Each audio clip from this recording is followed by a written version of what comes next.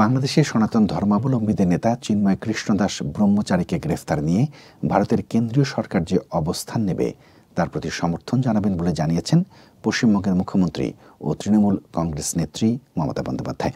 বৃহস্পতিবার ঝাড়খণ্ডের মুখ্যমন্ত্রী হেমন্ত সোরেনের শপথ গ্রহণ অনুষ্ঠানে যোগ দিতে মমতা রাঁচিতে গিয়েছিলেন। সেখান থেকে ফিরে এসে বিমানবন্দরে সাংবাদিকদের মুখোমুখি হয়ে তিনি বলেন, তারা কেউ ঘটনাকে সমর্থন করছেন না। যে কোনো ঘটনাই যে কোনো ধর্মের উপরই হোক না কেন তারা সেটাকে সমর্থন করেন না, কিন্তু এক্ষেত্রে তাদের ভূমিকা খুবই সীমিত। যেহেতু ভারত আলাদা দেশ, বাংলাদেশ আলাদা দেশ, এটা ইন্ডিয়া সরকার বাংলাদেশ সরকারের সঙ্গে কথা বলে অ্যাকশন নিতে পারে।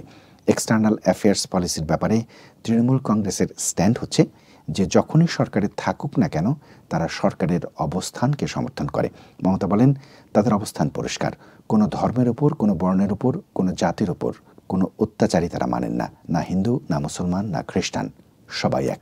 বাংলাদেশে অনেক মানুষ এখনও মারা গেছে, অত্যাচারিত হচ্ছে মন্তব্য করে পশ্চিমবঙ্গের মুখ্যমন্ত্রী বলেন, আগেও আন্দোলনে অনেক ছাত্রছাত্রী মারা গেছে আর আজও সেটার রেশ চলছে।